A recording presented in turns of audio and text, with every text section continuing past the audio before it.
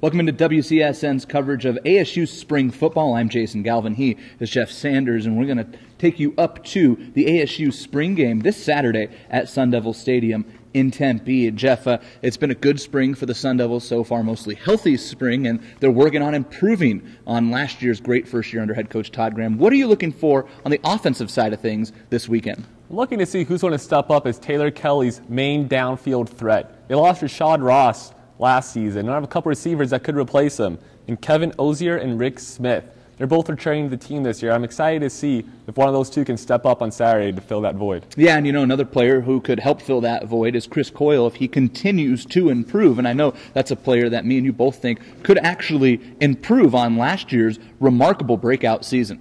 Yes, Chris Coyle, 54 catches, 696 yards, and 5 touchdowns, all out of nowhere. I think he can be even better this year, and that's scary. He's really working on his pass protection this year. He wants to be more physical in ASU's new 2 tight end scheme that they've been working on this spring. Yeah, Mike Norvell, the offensive coordinator, he's tried to integrate Darwin Rogers a little bit more. He scored a touchdown in the Cal game, got really more involved in the offense late in the season. So we'll see that 2 tight end set could also help take some pressure off of the offensive line. Now, defensively, Jeff, it's a team that really carried the Sun Devils last year, especially early in the year. It was one of the better defenses in the country, a great turnaround from 2011's debacle. They lose Brandon McGee, but they've got some injuries in the 2 players that they were expecting to fill in for him.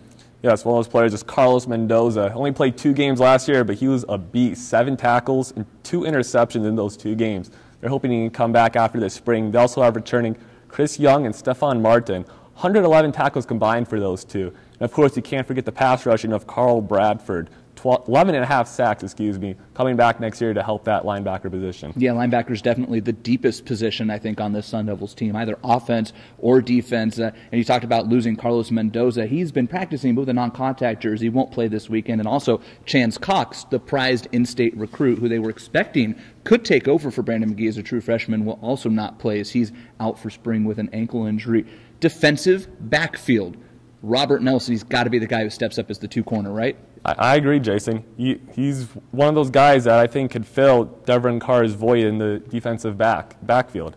Also need to replace Keelan Johnson as safety, and a couple guys, Ezekiel Bishop and Lyle Mayakola. Those 2 guys are battling in spring. I'm excited to watch which one will step up on Saturday. Have to see how well Tim Healy does with those names on Saturday as well. I'm sure Todd Graham and Coach Randolph and the whole defensive staff still getting used to that. Have a fun time saying those names. Yeah, right. The spring game, Saturday afternoon, Sun Devil Stadium. It's open to the public. We hope to see you out there. Me and Jeff will be out there checking out that team. We'll get back to you with a full recap on what we saw next week.